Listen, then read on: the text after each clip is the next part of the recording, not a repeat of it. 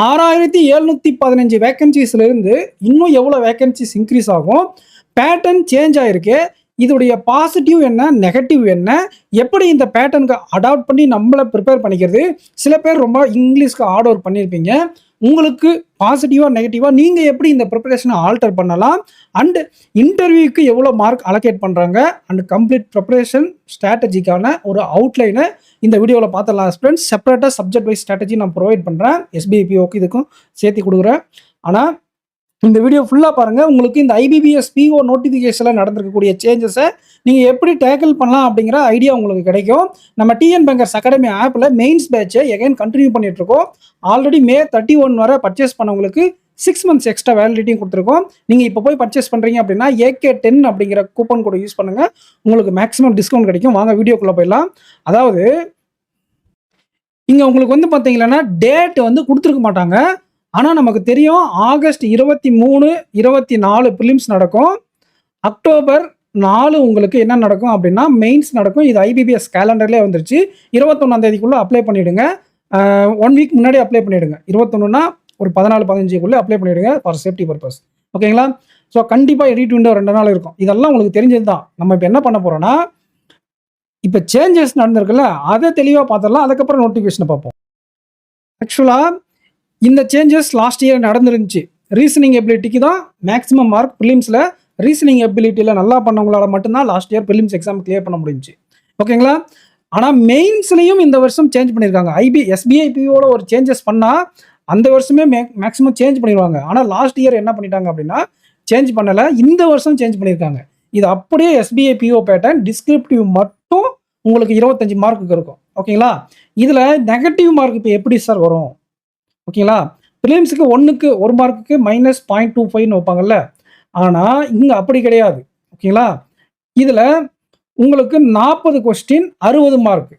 ஓகேங்களா? அப்போது ஒரு கொஸ்டினுக்கு எவ்வளோ மார்க்குன்னு பாருங்கள். ஒரு கொஸ்டினுக்கு உங்களுக்கு 3/2ன்னு வரும். அதாவது 60/40 1.5 மார்க்கா. இதில் 1/4 போடுங்க. ஓகேங்களா? இதுதான் உங்களுக்கு நெகட்டிவ் மார்க்காக வரும். ஓகேங்களா? 3/2 ஓகேங்களா? 1/4 நீங்கள் தப்பு பண்ண மார்க்கோடு சேர்ந்து இந்த மார்க் கட் ஆகிடும். புரிஞ்சுதுங்களா? நீங்கள் அட்டன் பண்ணீங்கல்ல அந்த மார்க் வருதில்ல, அதோடு சேர்ந்து அந்த கொஸ்டினுக்கு இவ்வளோ மார்க் டோட்டலாக கட் பண்ணுவாங்க. ஓகேங்களா?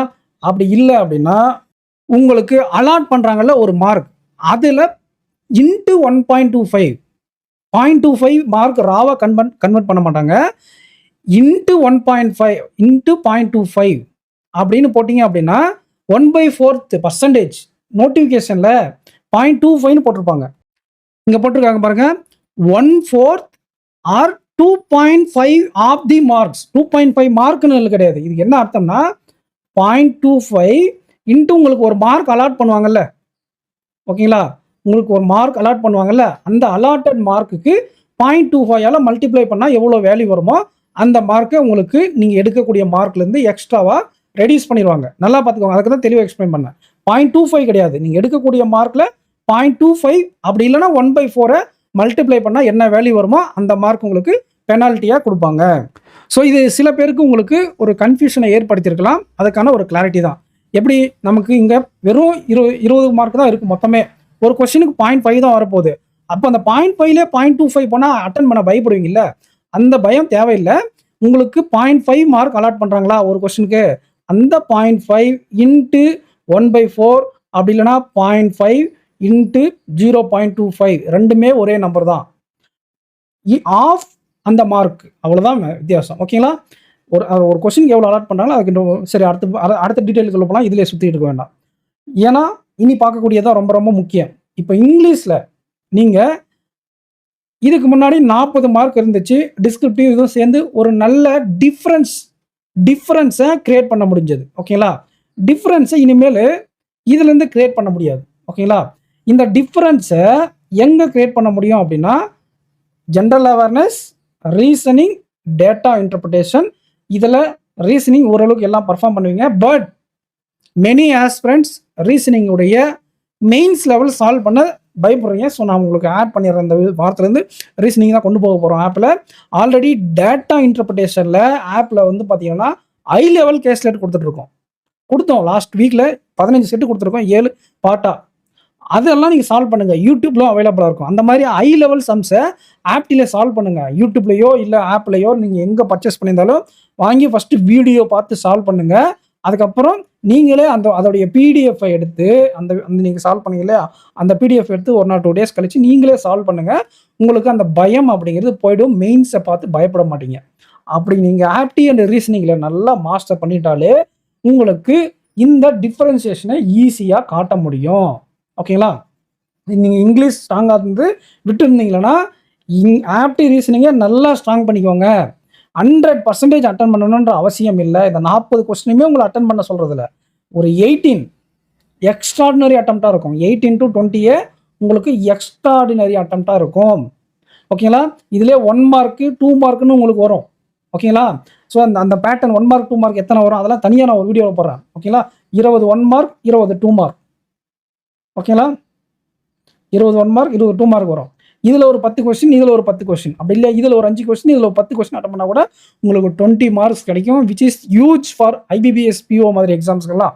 கட் 200 ப்ளஸ் டிஸ்கிரிப்டிவ் 25 இருக்குல்ல, 225க்கு எவ்வளோ கட் ஆஃப் இருக்குன்னு நினைக்கிறீங்க? ரொம்ப கம்மியாக தான் இருக்கும். ஒரு 70s ப்ளஸ் ஆர் மைனஸ் தான் இருக்கும். 60s தான் இருக்கும் மேக்ஸிமம். இந்த வருஷம் வேகன்சிஸ் அதிகமாக இருக்குது. அதில் மேக்ஸிமம் போனால் 70s தாண்டி போகப்படுது. எவ்வளோ பாருங்கள், 1/3 கூட கிடையாது.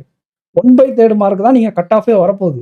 அப்போ நீங்கள் என்ன பண்ணணும், அதற்கு தகுந்த மாதிரி சப்ஜெக்ட் வைஸாக அதில் எதெல்லாம் ஸ்கோர் பண்ண முடியுமோ அந்த டாபிக். உதாரணத்துக்கு ரீசனிங்கை நான் 2ஆக பிரிப்பேன்.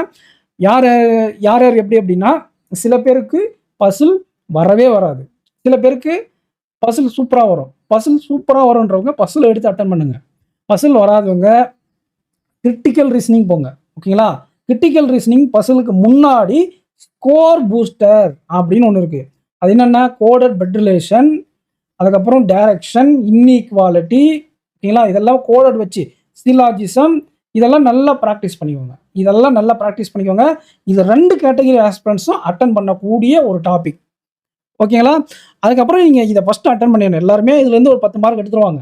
அதை தாண்டி நீங்கள் பசிலில் கை வைக்க போகிறீங்களா, கிரிட்டிக்கல் ரீசனிங்காக இன்னொன்று இருக்குது, டேட்டா சஃபிஷியன்சி இருக்குது.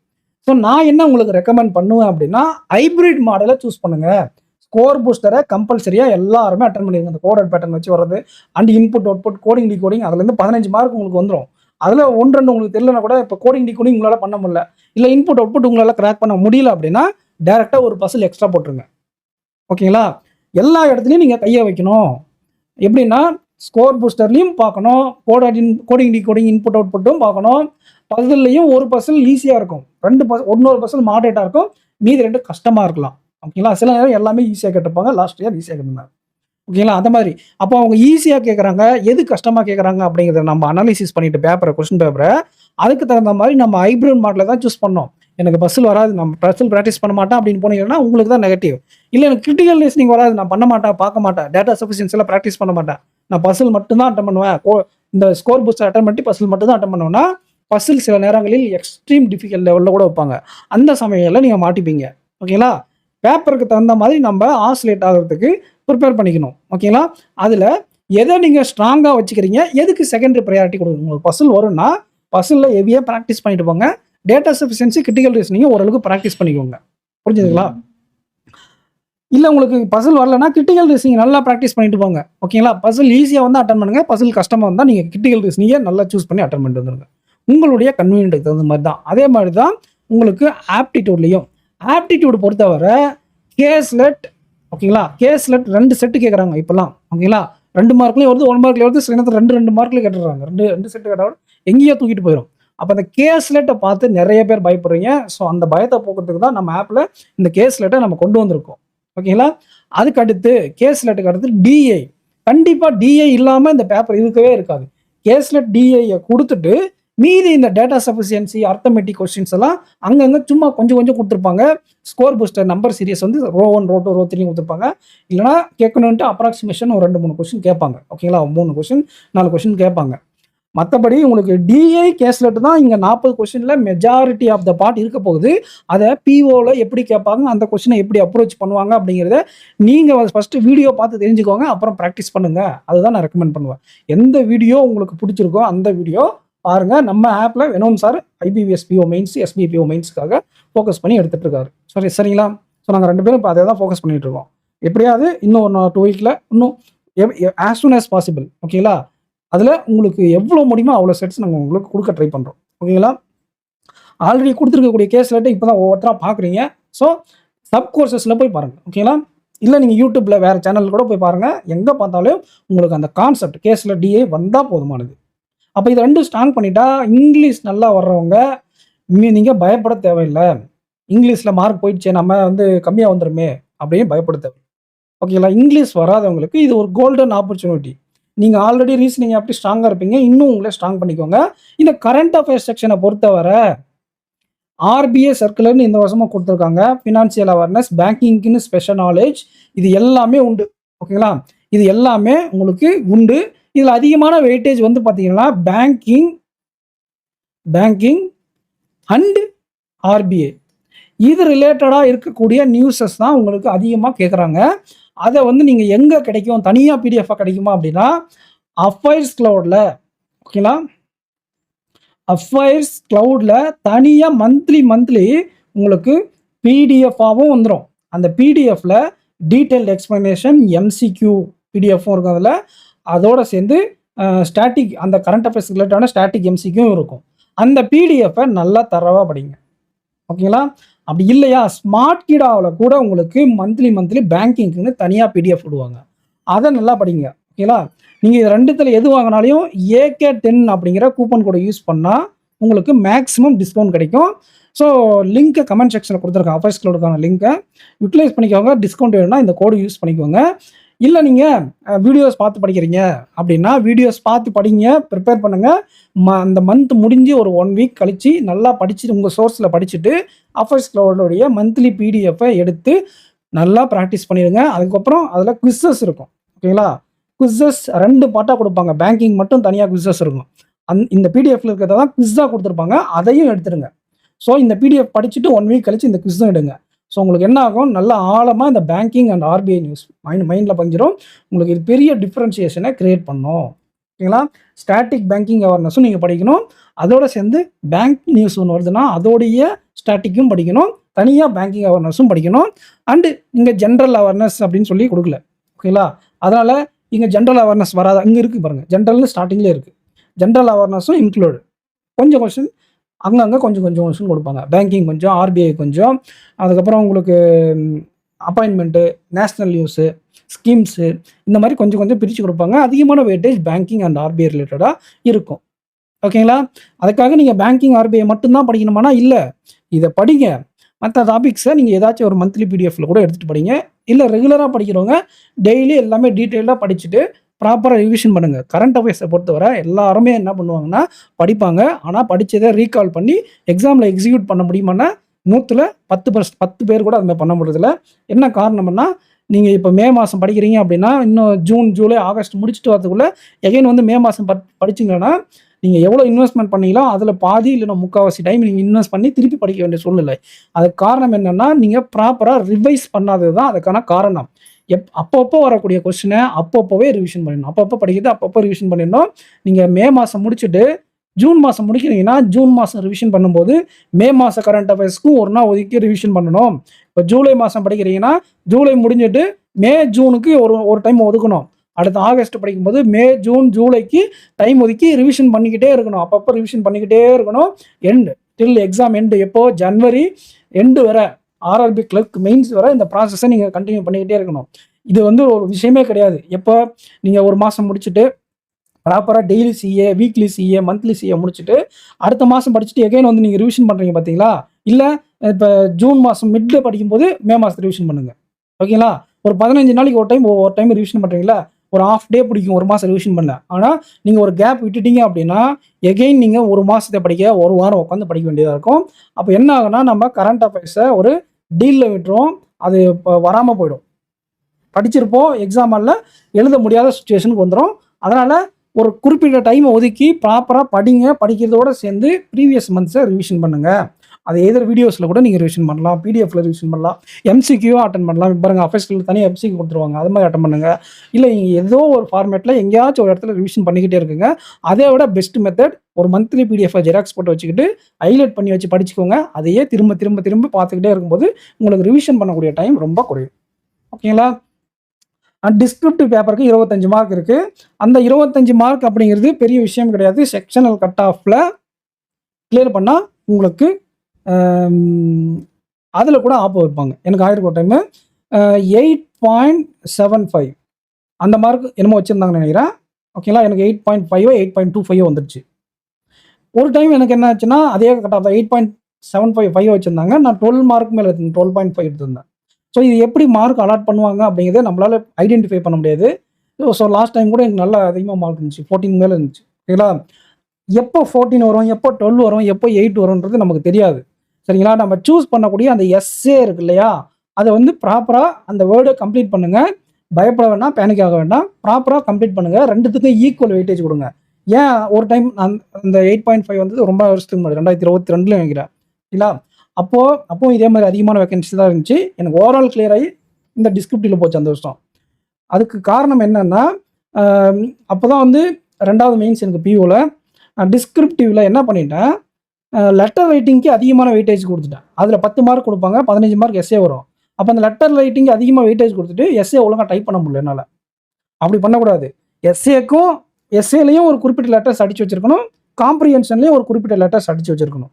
ஒரே ஒரு இது மட்டும் அட்டன் பண்ணி பிக் பண்ணலாம் அப்படின்னு போட்டிங்கன்னா அது என்ன ஆகுன்னா, எஸ்ஏக்கு வெயிட்டேஜ் 15 மார்க் இருந்திருக்கு. அப்போ எனக்கு அது வராமல் போயிடுச்சு. ஓகேங்களா? அப்போ கம்மியாக தான் வரும் மார்க். நீங்கள் அதிகமாக வேர்டு டைப் பண்ணியிருந்தா கூட லெட்டர் ரைட்டிங்லேயே நீங்கள் அவங்க ஒரு 150 வேர்டு கேட்குறாங்கன்னா 150 அவுட் ஆஃப் 150 அட்டன் பண்ணியிருந்தா கூட எஸ்ஏவில் கம்மியாக அட்டன் பண்ணியிருக்கீங்கன்னா இதில் மிஸ்டேக்கெல்லாம் போய் தப்பாக வந்துடும். அப்போ இதுக்கான பர்ஃபெக்டான ஸ்ட்ராட்டஜி என்ன, எஸ்ஏக்கும் குறிப்பிட்ட லெட்டர்ஸ் டைப் பண்ணியிருக்கணும், காம்ப்ரிஹென்ஷனுக்கும் குறிப்பிட்ட லெட்டர்ஸ் டைப் பண்ணியிருக்கணும். ரீடிங் காம்ப்ரிஹென்ஷன் மாதிரி தான் பேராகிராஃப் இருக்கும், அதை படித்து அண்டர்ஸ்டாண்ட் பண்ணிக்கிட்டு அந்த கொஸ்டின்ஸ்க்கு ஃபியூ வேர்ட்ஸ் டைப் பண்ணணும். ஓகேங்களா?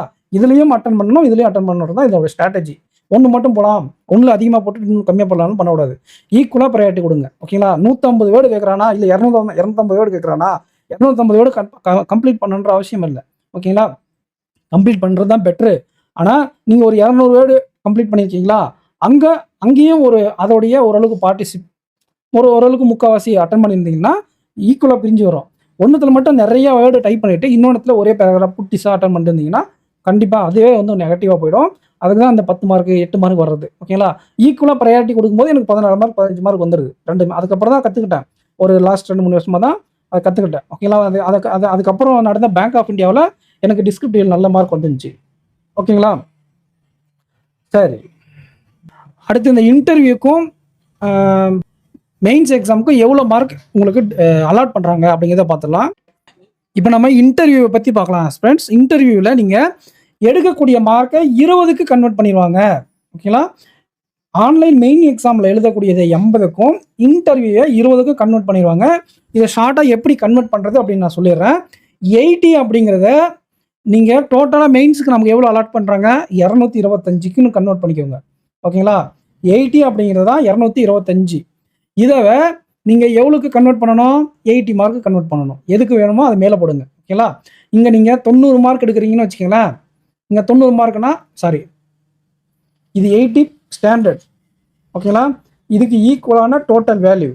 இங்கே மேலே நீங்கள் எடுக்கக்கூடிய மார்க் 90 மார்க் எடுக்கிறீங்கன்னா இதை மல்டிப்ளை பண்ணால் ஒரு வேல்யூ வரும் இல்லையா, 80 × 90 டிவைடட் பை 225.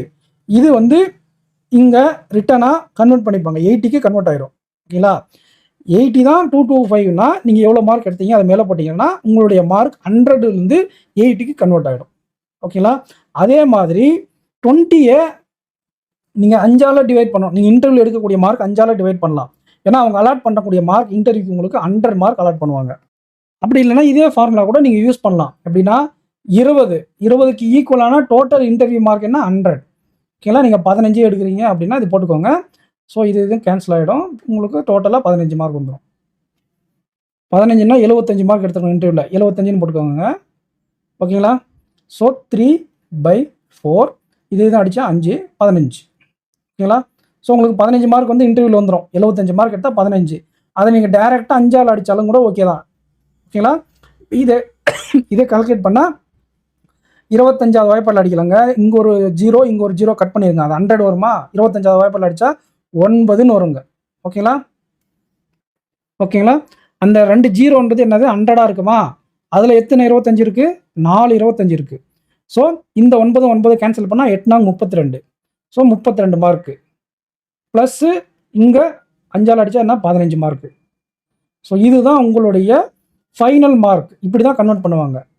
80/225 நீங்கள் எடுத்த மார்க்கு ப்ளஸ் நீங்கள் எடுத்த இன்டர்வியூ மார்க்கை 5ஆல் டிவைட் பண்ணால் ஒரு வேல்யூ வரும். அது ரெண்டையும் ஆட் பண்ணால் ஃபைனல் கட் ஆஃப் 47 அப்படிங்கிறது வரும். ஓகேங்களா? இந்த ஃபைனல் கட் ஆஃப் அப்படிங்கிறது இயருக்கு இயர் மாறுபடும். ஸோ இந்த வருஷம் கொஞ்சம் குறைவாக இருக்க வாய்ப்புகள் இருக்குது. அதை நான் எக்ஸாமில் கேட்கக்கூடிய டிஃபிகல்ட் லெவலில் பார்த்துட்டு உங்களுக்கு இன்ஃபார்ம் பண்ணுறேன். பட் இப்படி தான் இதை கன்வெர்ட் பண்ணுவாங்க. நீங்கள் ரிட்டன் எக்ஸாமுக்கு 90, இன்டர்வியூவில் 15 மார்க்கும் டார்கெட் பண்ணுங்கள். அதுவே ஒரு நல்ல சேஃபான ஸ்கோராக இருக்கும். ஓகேங்களா? இதை விட கம்மியாக இருந்தால் கூட வாய்ப்புகள் இருக்குது. பட் இவ்வளோ டார்கெட் பண்ணி ப்ரிப்பேர் பண்ணுறது தான் நமக்கு சேஃப். ஓகேங்களா? ஸோ இன்டர்வியூவில் மார்க் இருக்குது, அதை 20க்கு கன்வெர்ட் பண்ணிடுவாங்க. மெயின்ஸை 80க்கு கன்வெர்ட் பண்ணிடுவாங்க. இதில் செக்ஷனல் கட் ஆஃபும் இருக்குது. இன்டர்வியூக்கு கூட செக்ஷனல் கட் ஆஃப் இருக்குது. அது என்னென்னா மினிமம் குவாலிஃபையிங் மார்க். எப்படின்னா நீங்கள் இந்த 20 மார்க் இருக்குல்ல, இல்லை 100க்கு எவ்வளோ நாள் ஓகே தான். ஓகேங்களா? 100க்கு மினிமம் 40 மார்க் அன்ரிசர்வ்டு கேட்டகரியும் மினிமம் 35 மார்க் ரிசர்வ்டு கேட்டகரியும் எடுக்கணும். அதாவது அவுட் ஆஃப் 20க்கு 7 ரிசர்வ்டு கேட்டகரி, 8 மார்க் நீங்கள் யார் எடுக்கணும்? அன்ரிசர்வ்டு கேட்டகரி எடுக்கணும். இன்டர்வியூவில் மினிமம் நீங்கள் ஓவரால் கிளியர் பண்ணி இன்டர்வியூவில் 7 மார்க் அன்ரிசர்வ்லையோ 6 மார்க் ரிசர்வ்டு கேட்டகரியிலோ இல்லை 6.75 எடுத்தால் கூட நீங்கள் ஓவரால் கிளியர் பண்ணால் கூட உங்களுக்கு வேலை கிடையாது. இது வந்து minimum cut off for interview. ஓகேங்களா? நீங்கள் ப்ராப்பராக போய் உட்காந்து ப்ராப்பரான பாடி லாங்குவேஜில் கான்ஃபிடண்ட்டாக பயப்படாமல் பதறாமல் ஆன்சர் பண்ணீங்க அப்படின்னா அவங்க கேட்கக்கூடிய பேசிக்ஸ் கொஸ்டின், ஒரு சில பேங்கிங் அவேர்னஸ் கொஸ்டினுக்கு ஆன்சர் பண்ணாலே உங்களுக்கு 12 மார்க் மேலே வந்துடும். ஓகேங்களா? ரொம்ப பதவிக்கிட்டு செவரிங்க ஒரு ஆஃபீஸருக்கான குவாலிட்டியே இல்லாமல் பயந்துக்கிட்டு ஆன்சரும் தெரியாமல் அந்த மாதிரி இருக்கிற பட்சத்தில் ரொம்ப ரேராக தான் கம்மியான மார்க் போடுவாங்க. நீங்கள் ஒரு ஆஃபீஸருக்கான குவாலிட்டி இருக்குது அப்படின்னா அவங்க ஃபீல் பண்ணால் நீங்கள் ஆன்சர் தப்பாக பண்ணால் கூட நிறைய தப்பு பண்ணால் கூட உங்களுக்கு 10 மார்க் 12 மார்க் ஈஸியாக போட்டுருவாங்க. சரிங்களா? ஃபஸ்ட்டு நீங்கள் பாடி லாங்குவேஜுக்குன்னு ஒரு மார்க் இருக்குது, ப்ரெசன்டேஷனுக்குன்னு ஒரு மார்க் இருக்குது, அந்த செல்ஃப் அப்பியரன்ஸ்க்காக ஒரு மார்க் இருக்குது. அதிலேயே நீங்கள் செக்ஷனல் கட் ஆஃப் கிளியர் பண்ணிடலாம். அதிலே நீங்கள் புவராக பர்ஃபார்ம் பண்ணி இன்டர்வியூவும் புவர் பர்ஃபார்ம் பண்ணால் தான் உங்களுக்கு ஃபெயில் பண்ணுவாங்க இன்டர்வியூவில். மற்றபடி நீங்கள் நல்ல ஒரு டீசெண்டான பர்ஃபார்ம் பண்ணாலே உங்களுக்கு இன்டர்வியூவில் நல்ல மார்க் வந்துடும். ஆனால் அந்த எக்ஸ்ட்ரானரி 15-16 மார்க் எடுக்கணும் அப்படின்னா நல்லா எல்லா கொஸ்டினுக்கும் ப்ராப்பராக கான்ஃபிடண்ட்டாக ஆன்சர் பண்ணணும். அப்போ நல்ல மார்க் கிடைக்கும். ஓகேங்களா? நீங்கள் இன்டர்வியூவில் சுமாராக பண்ணுவீங்க அப்படின்னு பயம் இருந்தால் மெயின்ஸில் மார்க் சேர்த்து எடுத்துக்கோங்க. அடுத்து வேக்கன்சிஸ்ன்னு பார்த்தீங்கன்னா 6715 வேக்கன்சிஸ் இருக்குது.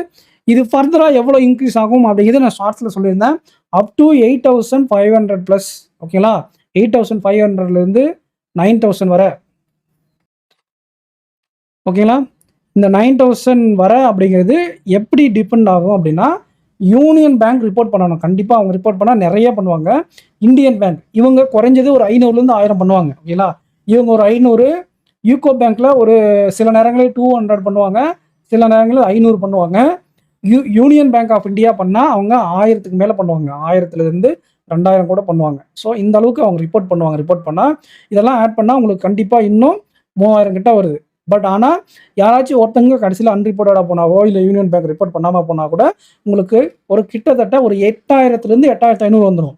ப்ராப்பராக 3 பேர் ரிப்போர்ட் பண்ணாங்களா 8500லேருந்து 9000 கிட்ட போயிடும். ஓகேங்களா? ஸோ இது வந்து 8500 வரை போக வாய்ப்புகள் அதிகமாக இருக்குது. ஸோ அதனால் நீங்கள் மெயின்ஸில் நல்லா பர்ஃபார்ம் பண்ணி இன்டர்வியூ நல்லா பர்ஃபார்ம் பண்ணி எல்லா சப்ஜெக்ட்லையும் செக்ஷனல் கட் ஆஃப் கிளியர் பண்ணாலே இந்த வேலையை வாங்கிடலாம். காம்படிஷன் அப்படிங்கிறது ப்ரீவியஸ் இயர்ஸ் இல்லாத அளவுக்கு கொஞ்சம் குறைவாக தான் இருக்கும். எங்கே ஆப்பு அடிக்குவாங்க அப்படின்னா கண்டிப்பாக செக்ஷனல் கட் ஆஃபில் அடிச்சிருவாங்க. எனக்கு நான் வாங்கியிருக்கேன் 2022 இதே மாதிரி காம்படிஷன் தான். நான் ஓவரால் கிளியர் பண்ணி எனக்கு ஒரு சப்ஜெக்டில் செக்ஷனல் கிளியர் ஆகாதனால தான் அந்த வருஷம் என்னால் போக முடியல. அதை மைண்டில் வச்சுக்கிட்டு எல்லா செக்ஷனுக்கும் ஈக்குவலான ப்ரையாரிட்டி கொடுங்க. ஓகேங்களா? ஸோ எக்ஸாம் சென்டர் பார்த்துக்கோங்க. நிறைய நல்ல சென்டர்ஸ் கொடுத்துருக்காங்க. தமிழ்நாட்டில் நிறைய இருக்குது. மெயின்ஸ்க்கு சேலம் இருக்குது பாருங்கள், நாமக்கல் இருக்குது, வேலூர் இருக்குது. இதெல்லாம் வழக்கமாக கொடுக்க மாட்டாங்க. சென்னை, கோயம்புத்தூர், மதுரை, திருச்சி, திருநெல்வேலி தான் மெஜாரிட்டியாக இருக்கும். விருதுநகர், நாமக்கல், சேலம் இதெல்லாம் கொஞ்சம் இப்போ எக்ஸ்ட்ரா கொடுத்துருக்காங்க. ஸோ பக்கத்தில் போய் எழுதுறதுக்கு வாய்ப்புகள் இருக்கும். எக்ஸாம் முன்னாடியே அப்ளை பண்ணிடுங்க. லேட்டாக அப்ளை பண்ணால் உங்களுக்கு எக்ஸாம் சென்டர் தூரமாக போடுவாங்க. சேலத்தில் ரொம்ப நாளாக இந்த இது நடந்துகிட்டே இருக்குது. நம்ம வந்து தள்ளி போய் ரொம்ப தூரம் எழுதிட்டு வர மாதிரி தான் இருக்குது. But no issues. உங்களுக்கு எது கன்வீனியண்ட்டாக இருக்கோ அதை அப்ளை பண்ணிக்கோங்க. ஓகேங்களா? ஸோ ஏஜ் ரிலாக்ஸேஷன் பார்த்துடலாம். 2 அதாவது இந்த 1/7/2026 இருக்குல்ல, 2006 அதுக்கப்புறமா பிறந்திருக்கக்கூடாது. சாரி, அதுக்கு அப்புறமானா மீன்ஸ் நீங்கள் 2005 ஓகேங்களா பிறந்திருக்கலாம். 2006 2ஆம் தேதிக்கு மேலே பிறந்திருக்கக்கூடாது. புரிஞ்சுங்களா? 1/1க்கு அப்புறமா பிறந்திருக்கக்கூடாது. இதுக்கு முன்னாடி இந்த டேட்டுக்கு முன்னாடியே நீங்கள் பிறந்திருக்கணும். ஓகேங்களா? அதுதான் எலிஜிபிள். இந்த டேட்டுக்கு முன்னாடியே நீங்கள் பிறந்திருக்கணும். ஓகேங்களா? அப்படின்னா 2005, 2004, 2003 போகும். 2006 6ஆம் தேதி 30ஆம் தேதி பிறந்த 6வது மாதம் 30ஆம் தேதி பிறந்தால் கூட எலிஜிபிள் தான். ஓகேங்களா? 30/6/2006 கூட எலிஜிபிள். உங்களுக்கு டவுட்டாக இருந்தால் அப்ளை பண்ணும்போது உங்களுடைய டேட் ஆஃப் பர்த்தை ஃபில் பண்ணி உங்களுடைய கேட்டகரியை கரெக்டாக போட்டிங்க அப்படின்னா நீங்கள் எலிஜிபிள் இல்லைன்னா அது ரெட்டில் வந்துடும், நீங்கள் அப்ளை பண்ண முடியாது. ஓகேங்களா?